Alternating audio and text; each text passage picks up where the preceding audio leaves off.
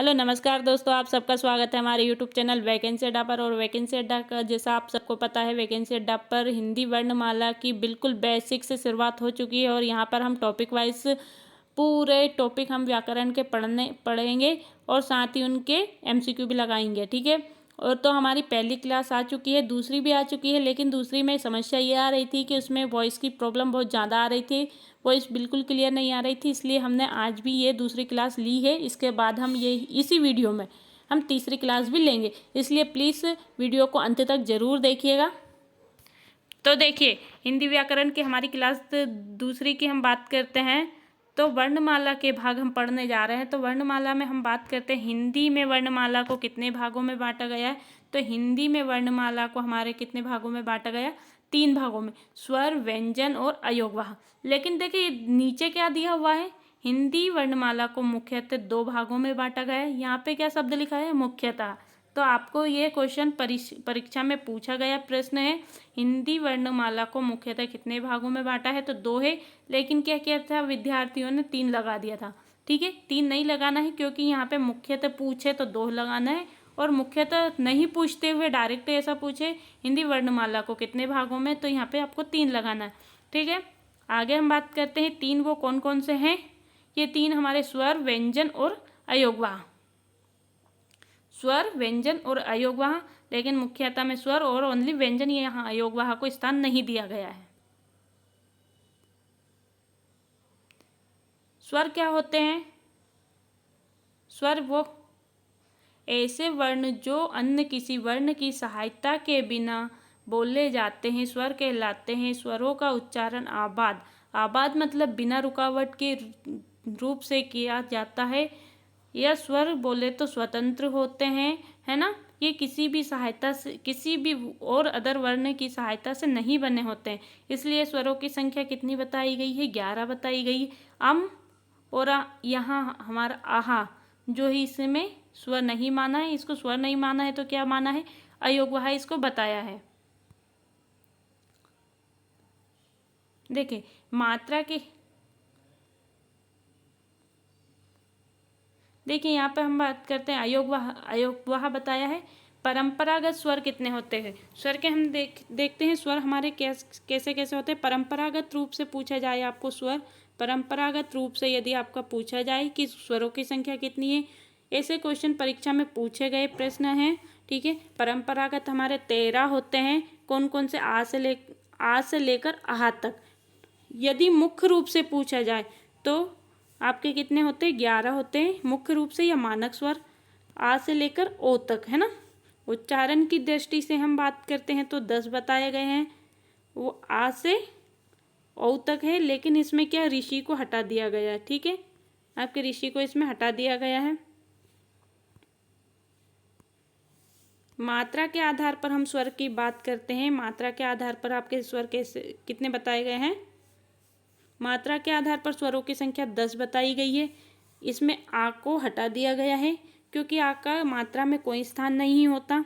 जैसे आपने कक्का किक्की बचपन से लिखा होगा, तो उसमें आपने आ की मात्रा थोड़ी ना लगाई, ओनली का लिखा है ना, कक्का किक्की ऐसे लिखा था ना, इसलिए यहाँ पर से आ को हटा दिया गया है।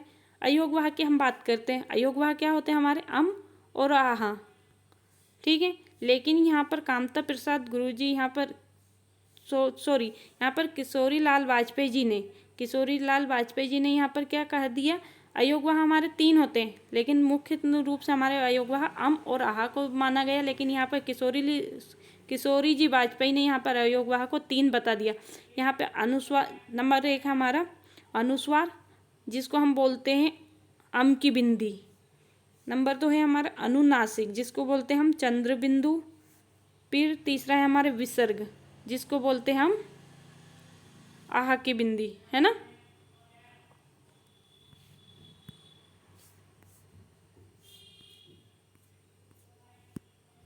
आगे हम देखते हैं, जैसे नोट है, लेकिन कहीं कहीं पे क्या है, यहाँ पर एक ये होता है हलंत, इसको भी यहाँ अयोगवाह में किसी ने कहीं बता दिया जाता है कि अयोगवाह 4 होते हैं। लेकिन अयोग हलंत क्या होता है, हमारा हलंत की हम बात करें, ये वर्ण को आधा करने का काम करता है हलंत, ठीक है। जैसे आपका क लिखा तो ये इसको आधा करने का काम कौन करेगा? हलंत। वे वर्ण कौन से वर्ण? आ, अम और आहा, जो ना तो स्वर होते हैं और ना ही व्यंजन होते हैं, उनको हम क्या बोलते हैं? उनको अयोगवाह बोलते हैं। किशोरीलाल वाजपेयी जी ने इन्हें स्वर भी नहीं माना और व्यंजन भी नहीं माना, इनको अयोगवाह माना है। क्योंकि देखिए, क्योंकि स्वर स्वतंत्र होते हैं, जैसे आ आपका स्वतंत्र है, लेकिन अम आपका स्वतंत्र थोड़ी ना है, ये अम किसी और से मिलकर बना है। ये एक व्यंजन है, एक स्वर से मिलकर आपका अम बना है। और इनको व्यंजन भी नहीं माना गया, क्योंकि व्यंजन के बाद आपके स्वर नहीं आते, है ना? व्यंजन के बाद आपके स्वर नहीं आते, स्वर के पहले व्यंजन आपके आते हैं, ऐसे आते हैं। इसमें ऐसा बताया गया, जिन वर्णों के अनुसार अनुस्वार और विसर्ग लगे होते। अनुस्वार क्या होता है हमारा? अम की बिंदी, ठीक है। और विसर्ग क्या होते हैं? हमारी अम की बिंदी लगे होते हैं, उन्हें अयोगवाह वर्ण कहा जाता है। अनुस्वार क्या होते हैं? अनुस्वार वर्ण हमारे क्या होते हैं? अनुस्वार वर्ण की हम बात करते हैं तो इसके उच्चारण में श्वास नाक से निकलती है। अनुस्वार हमेशा स्वर के बाद ही आता है। जैसे आपने कुछ भी बोला तो वहाँ पे आपकी कैसे नाक दबा के बोलो तो यहाँ पे आपकी नाक से यहाँ पर सांस कैसे निकल रही? नाक के द्वारा निकल रही। देखिए, नासिक की ध्वनि न न म, ये ध्वनियाँ शब्दों के मध्य या अंत में आकर अनुस्वार का काम करती है। देखिए, हमने आगे पिछली वीडियो में हमने पढ़ा था, पिछली क्लास में हमने यहाँ पर पढ़ा था कि वर्ग, हमारा वर्ग कौन सा है? क च ट त पा, ठीक है। ये वर्ग होते हैं हमारे, 5 वर्गों का समूह है ये, जिसकी वर्ग के पंचमा अक्षर के स्थान पर अनुस्वार के प्रयोग का सुझाव श्याम सुंदर दास जी ने दिया था, ठीक है। यहाँ पर पंचमा अक्षर के स्थान पर अनुस्वार का प्रयोग का सुझाव किसने दिया था? हमारे श्याम सुंदर दास जी ने दिया था। अनुस्वार के उपयोगी नियम हम पढ़ रहे हैं। आप देखिए, ये अम की बिंदु को हर कहीं पे नहीं लगा सकते। आपने ये डंडा लिखा तो ठीक है, लेकिन आपने ये डंडा आपने ऐसा लिख दिया तो ये आपका गलत होगा, नहीं लिख सकते, क्योंकि इसका सही रूप डंडा होता है। ये क्यों होता है? इसका पंचमा अक्षर, ये आप ना वाले का पंचमा अक्षर देखिए, उसके बाद बताइए, है ना। ये ना वाले वर्ग का पंचमा अक्षर लिखाता है, ना कि किसी और वर्ग का। ठीक ऐसे ही निम्न कुछ उदाहरण और बताते हैं आपको। जैसे देखिए, हमारा ये वर्ग हो गए, हमारा ये वर्ग हो गया क वर्ग, च वर्ग, ट वर्ग, ता वर्ग और पा वर्ग, ठीक है। इसके हमने गंगा की बात करी। अब गंगा को गंगा ऐसे लिख सकते हैं, ऐसे लिख सकते हैं। ये गंगा लिखना गलत होगा। क्यों होगा? क्योंकि गा आपके कौन से वर्ग का आ रहा? तो गा आपके का वर्ग का आ रहा है ना। तो इसका 5वां अक्षर कौन सा आपके गा वर्ग का? का वर्ग का ना, ठीक है। वैसे ही आपने चंचल लिखा तो चा वर्ग का, चंचल में चा वर्ग का है, तो चा वर्ग का 5वां अक्षर आप वर्ण कौन सा होगा? ये ना होगा, ठीक है। उसी प्रकार आपका डंडा में, डंडा आपने लिखा, डंडा में आपका डंडा में पंचम अक्षर कौन सा बताया गया है? ये वाला ना बताया है, ना कि ये वाला ना बताया है ना। आगे बढ़ते हैं। उसमें व्यंजन क्या होते हैं? उसमें व्यंजन की हम बात करते हैं तो उसमें व्यंजन किसे बोलते हैं? श, श, स, ह के पहले अनुस्वार का ही प्रयोग करते हैं। जैसे आपका ये उष्म व्यंजन आप बोलते हैं तो थोड़ी सी आपके मुंह से उष्मा निकलती है, उन व्यंजनों को हम उष्म व्यंजन बोलते हैं। श, स, श, ह, ये आपके 4 उष्म व्यंजन हो गए। जैसे आपने पहले अनुस्वार का प्रयोग कर, ये यदि व्यंजन आपके आ गए तो उनके पहले हम क्या अनुस्वार का प्रयोग करेंगे? अंश, ये देखिए पीछे आपका क्या आ रहा है? श आ रहा है ना, तो उसके पहले हम क्या अनुस्वार लगाएंगे? वंश, उसके पहले हमने अनुस्वार लगाया। संहार, संशय आदि। देखिए अगला नियम देख लिए, य र ल व के पहले शम आए तो, यदि इन वर्णों के पहले यदि आपका सम आ जाता है तो वो क्या करते हैं? सम का प्रयोग हो तो उसे हम श पे अनुस्वार लगा सकते हैं के रूप में लिखेंगे। जैसे देखिए,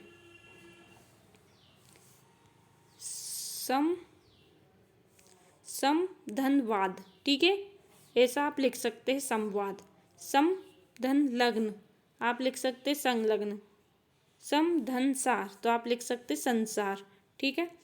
अगर किसी शब्द के अंत में माँ आए तो आधा माँ, ठीक है, इसमें आधा माँ होगा, इसमें आपका हलंत लगा हुआ है। आधा माँ आए तो अनुस्वार का प्रयोग करते हैं। जैसे अहम को आप ऐसे अहम भी लिख सकते हैं, स्वयं को आप ऐसे स्वयं लिख सकते हैं। आगे हम देखते हैं, देखिए कल की हमारी क्लास खत्म हो गई। अब आज हमारा क्लास लगने वाली है तीसरी। कल हमने बहुत डिटेल में हमारी क्लास दूसरी ली थी, लेकिन क्या हुआ था उसमें वॉइस प्रॉब्लम आने के कारण हमने आज भी इसको आपको बता दिया है, ठीक है। देखिए अब हम पढ़ने जा रहे हैं क्लास तीसरी हमारी। देखिए सबसे पहले इसमें क्या दिया, अनुनासिक। हमने अभी अनुस्वार पढ़ा, विसर्ग भी हम आगे पढ़ेंगे। अनुस्वार हमारा हो गया। अब देखते हैं हम अनुनासिक। अनुनासिक क्या होते हैं, जिन वर्णों का उच्चारण मुख और नाक दोनों से होता है उन्हीं वर्णों को हम अनुनासिक कहते हैं। मुख ऐसे वर्ण जिनका उच्चारण हम मुख और नाक दोनों से करते हैं। ये ध्वनियाँ वास्तव में स्वरों के गुण हैं। जैसे आपने लिखा हंस, चांद, नाद आदि। विसर्ग वर्णों, जैसे विसर्ग वर्ण की हम बात करते हैं, विसर्ग क्या, अम की बिंदी है ना, अम की आह की बिंदी, जैसे रामः, प्रातः, अंतः आदि। आगे हम बात करते हैं अनुनासिक क्या होते हैं। अनुनासिक ऐसे वर्ण जिनका, अनुनासिक क्या होते हैं हमारे, ऐसे वर्ण जिनका उच्चारण केवल मुख से संबंधित होता है, वे वर्ण हमारे निरनानासिक कहलाते हैं। स्वर वर्ण कैसे होते हैं, ऐसे वर्ण जो बिना किसी अन्य वर्ण की सहायता से बोले जाते हैं, स्वर वर्ण कहलाते हैं। इनकी डेफिनेशन हम पिछली क्लास में दे चुके हैं। स्वर क्या होते हैं, ठीक है, स्वर होते हैं, स्वतंत्र होते हैं। ऐसे वर्ण या दूसरी भाषा में हम बोलते हैं तो ऐसे वर्ण जिनके उच्चारण में मुख से निकलने वाली वायु निर्बाध, मतलब बिना रुकावट के आप बोल सकते हैं, वो स्वर कहलाते हैं। जैसे आपने र बोला, आ बोला, तो इसमें किसी प्रकार की रुकावट आ रही क्या, नहीं आ रही, ठीक है। आगे हम देखते हैं स्वरों के उच्चारण बिना रुके लगातार स्वतंत्र रूप से किया जा सकता है। जैसे आ ई उ री, ए ऐ ओ औ अम और आहा। परंपरागत स्वर भी हमने देखे पिछली क्लास में, और आज भी हमने पढ़े परंपरागत स्वर। इनकी कुल संख्या कितनी होती है, 13 होती है। मुख्य या मानक स्वर 11 होते हैं। उच्चारण की दृष्टि से आपके 10 होते हैं। मात्रा की दृष्टि से भी आपके 10 होते हैं। उसमें आ की मात्रा नहीं होती, ठीक है। यहाँ पर अब देखिए अपभ्रंश भाषा में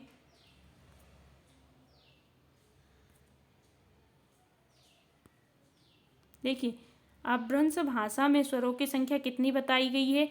तो अपभ्रंश भाषा कैसी भाषा है, बहुत पुरानी भाषा है और बहुत कठोर भाषा है। इसमें स्वरों की संख्या 8 बताई गई है। वो कौन कौन सी है हमारी, आ ई उ ए आई ओ, ठीक है। देखिए आगे, अंग्रेजी से हिंदी में एक स्वर सम्मिलित किया गया है जिसे आगत स्वर कहते हैं। आगत स्वर क्या होता है, जिसे आपने लिखा ऑफिस, ये आ और ओ के दोनों के बीच का स्वर होता है, ठीक है। आगत स्वर का उच्चारण आ और ओ के बीच में होता है। जैसे आपने लिखा ऑफिस, डॉन। स्वरों के चिन्ह जो व्यंजनों के सहयोग से करते हैं मात्रा कहलाते हैं। मात्राओं की संख्या कितनी होती है आपकी, 10। आ की मात्रा, ई की मात्रा, बड़ी की मात्रा, छोटा ऊ की बड़ी, छोटा ऊ की, बड़ा ऊ की, ठीक है, ऋषि की, एड़ी की, ऐनक की, औखली की, औरत की, ठीक है। देखिए नोट कीजिए, ई की मात्रा, आपकी जो ई की मात्रा को व्यंजन वर्ण के पहले लिखा जाता है एवं उच्चारण व्यंजन वर्ण के बाद किया जाता है। अतः ई की मात्रा देवनागरी लिपि की का एक दोष होती है। कहा गया है कि आपकी जो ई की मात्रा हो, ई की मात्रा है तो आप उसको, ई की मात्रा को व्यंजन वर्ण के पहले तो लिख सकते हो। ओनली एक मात्रा ऐसी है, आपको इसको व्यंजन वर्ण के पहले लिख सकते हैं, लेकिन इसको पढ़ कैसे सकते हैं व्यंजन वर्ण के बाद या पढ़ने में, क्योंकि ये हमारी देवनागरी लिपि का दोष है। तो यहाँ से आपका प्रश्न बनेगा, वहाँ कौन सी मात्रा है जिसको देवनागरी लिपि का एक दोष है। ठीक है, तो आपकी ई की मात्रा हो जाएगी। स्वरों का वर्गीकरण हम देखते हैं। सर्वप्रथम कामता प्रसाद गुरुजी के अनुसार स्वरों के 2 भेद माने गए हैं। वो कौन कौन से आपके स्वरों के भेद? मूल स्वर, संधि स्वर। मूल स्वर कौन कौन से होते हैं आपके? आ, छोटा, छोटी, छोटा ऊ और ऋषि। ठीक है, मूल स्वर ये याद रखना। क्वेश्चन आपका यहाँ से बनते हैं। एसआई वगैरह में तो बहुत कुछ प्रश्न ऐसे पूछे जाते हैं, जैसे मूल स्वर क्या होते हैं, संधि स्वर कौन से होते हैं, दीर्घ स्वर और संयुक्त स्वर यहाँ पे आपको पूछ लिए जाते हैं। जैसे मूल स्वर कौन कौन से आपका? आ, ई, उ, री। ठीक है, यहाँ पे दूसरा हम देखते हैं संधि स्वर। संधि स्वर आपके कौन से होते हैं? संधि स्वर के 2 भेद है, दीर्घ स्वर और संयुक्त स्वर। दीर्घ स्वर कौन से है आपके? हैं बड़ा, छोटी, बड़ा ऊ। ठीक है, और संयुक्त स्वर कौन से आपके? ए, आई, ओ, औ। यहाँ पे पंडित कामता प्रसाद गुरुजी कौन है? पंडित कामता प्रसाद गुरुजी हिंदी व्याकरण के आचार्य हैं और इन्होंने हिंदी की शुरुआत हिंदी व्याकरण की इन्होंने शुरुआत 1921 में कर दी थी। और इनके जो द्वारा हिंदी की शुरुआत की गई थी वो आज हम पढ़ रहे हैं। ठीक है, इनका जन्म और मृत्यु दोनों मध्य प्रदेश में हुआ है, तो याद जरूर रखिएगा। मूल स्वर की हम बात करते हैं, डिटेल में हम मूल स्वर के बारे में जानते हैं। मूल स्वर कौन कौन से आपके? आ, ई, उ, री। ऐसे स्वर जिनकी रचना किन्हीं अन्य स्वरों से मिलकर नहीं हुई है। ठीक है, ये अपने आप से ही निर्माण हुए हैं, इनकी रचना किसी और से नहीं हुई है। इनकी संख्या मुख्यतः 4 होती है, ये 4 हमारे हैं। संधि स्वर ऐसे स्वर होते हैं जिनका निर्माण 2 स्वरों से के संयोग से होता है, संधि स्वर कहलाते हैं। संधि स्वर की संख्या 2 होती है। कौन कौन सी हमने देखी? दीर्घ और संयुक्त। आगे हम देखते हैं दीर्घ स्वर। दीर्घ स्वर हमारे कौन कौन से होते हैं? तो दीर्घ स्वर हमारे होते हैं आ, ई, उ। ठीक, ऐसे स्वर जिनका निर्माण 2 सजाती, यहाँ पे देखिए 2 सजाती स्वरों के मिलने से होता है। इनकी संख्या मुख्यतः 3 होती है। देखिए आपका कैसे बना? छोटा मिलकर और छोटा मिलकर, एक और एक मिलकर 2 बनता है। वैसे बड़ा कैसे बना आपका? छोटा छोटा मिलकर बड़ा बना। ई कैसे बना? छोटी छोटी मिलकर आपकी बड़ी बनी। ऊ कैसे बना? छोटा ऊ मिलकर आपका बड़ा ऊ बना। या आ बड़ा या बड़ा को मिलाकर ये आपके सजाती, इनको बोला समान जाति के, है ना, समान जाति के, इसलिए आपको इसको क्या बताया? दीर्घ स्वर में रखा गया। संधि स्वर का दीर्घ स्वर भाग है। आगे देखते हैं हम संयुक्त स्वर। संयुक्त स्वर कौन कौन से? ए, आई, ओ, औ। ठीक है, ऐसे स्वर जिनका निर्माण 2 विजाती स्वरों के मिलने से होता है। इनकी संख्या मुख्यतः 4 होती है। जैसे आपका ए बना, ए कैसे बना? आ, और ये दोनों विजाती है ना, समान जाति के नहीं है ये। विजाती स्वरों के मिलने से बनता है, वो संयुक्त स्वर कहलाते हैं। आई कैसे बना आपका? आ और ए से मिला के आई बना। ओ कैसे बना? आ और ऊ को मिलाकर ओ बना। औ कैसे बना? आ और औ को मिलाकर आपका औ बना। ठीक है, आगे हम देखते हैं स्वरों का वर्गीकरण। होठों की आकृति के आधार पर हम स्वर का वर्गीकरण करते हैं। तो इसमें देखिए पहला हमारा होठों की आकृति के अनुसार आपके स्वरों का वर्गीकरण है। पहला है वृत्त या वृत्तामुखी आपका स्वर। पहला है आपका वृत्ताकार या वृत्तामुखी स्वर। ये इनकी संख्या कैसी होती है? 4 होती है। जैसे उ, ओ, औ। ठीक है, आप बोलोगे तो आपका मुख का आकार कैसा हो जाएगा? इसमें वृत्त के आकार का हो जाएगा। और यही हम बात करते हैं अवृत्ताकार। अवृत्ताकार की संख्या कितनी होती है? या अवृत्तमुखी स्वर की संख्या 7 बताई गई है। 7 कौन कौन से है? आ, ई, ए, आई, री। ठीक है, इनका कोई वृत्त का आकार नहीं है आपका, किसी भी आकार में हो सकते हैं। ठीक है दोस्तों, आगे हम बढ़ते हैं। आज का हमारा क्लास समाप्त होता है। प्लीज़ यदि आपको जानकारी अच्छी लगी हो तो प्लीज़ चैनल को लाइक कीजिए, शेयर कीजिए, सब्सक्राइब जिसने नहीं किया सब्सक्राइब करना ना भूलिएगा। जैसे कि हर वैकेंसी के अपडेट पाने के लिए हमारे चैनल को सब्सक्राइब कर दीजिए। हमारे चैनल पर सबसे पहले अपडेट आपको वैकेंसियाँ की नई वैकेंसियाँ जिसकी भी आती है सबसे पहले यहाँ पर आपको अपडेट देखने को मिलेगी। आज के लिए हम विदा लेते हैं। ठीक है दोस्तों, bye bye, have a nice day.